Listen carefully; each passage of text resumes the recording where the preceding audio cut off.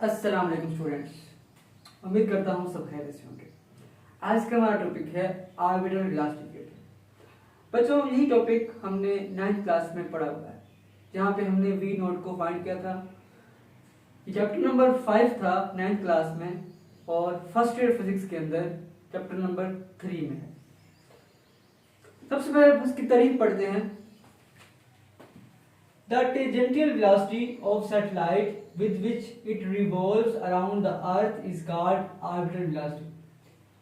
वो tangential velocity satellite की with which it revolves, जिसके अंदर ये घूमता है around the earth, जमीन के गिर्द, वो tangential velocity जिसके अंदर सैटेलाइट घूमता है जमीन के गिर्द, उस वेलोसिटी को कहते हैं ऑर्बिटल वेलोसिटी।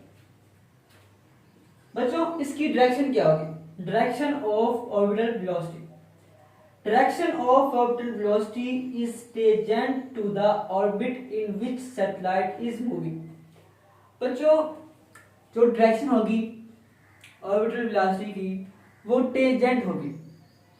अब जैसे यहां पे आपको दिखाया गया है इस तरफ का साइन, कि कोई ऑब्जेक्ट जिस तरफ मूव कर रहा है, जब हम उसको छोड़ते हैं तो वो उस स्ट्रेट लाइन के अलोंग जाता है।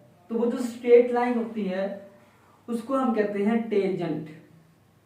ठीक है बच्चों, हर डायरेक्शन का होता है टेंजेंट, सर्कल के हर पॉइंट पर होता है टेंजेंट। अब बच्चों, इसकी एक्सप्रेशन है बड़ी, इसका फार्मूला ड्राइव करते हैं।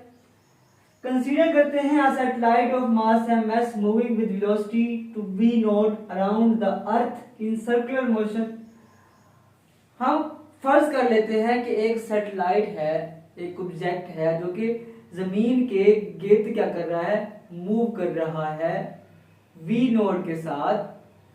ठीक है बच्चों, if r is the radius of satellite orbit and centripetal force acting on it।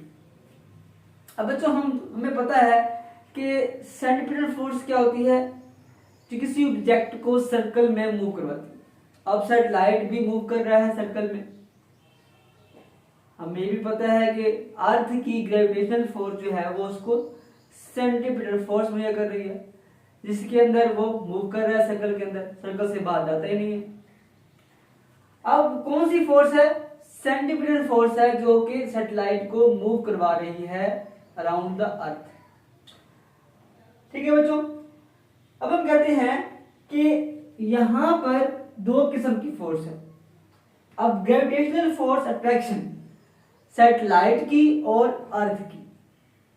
ठीक है बच्चों, हमने ग्रेविटेशन का कानून पढ़ा था 9th क्लास के अंदर, के product of two masses m1 and m2 and inversely proportional to the radius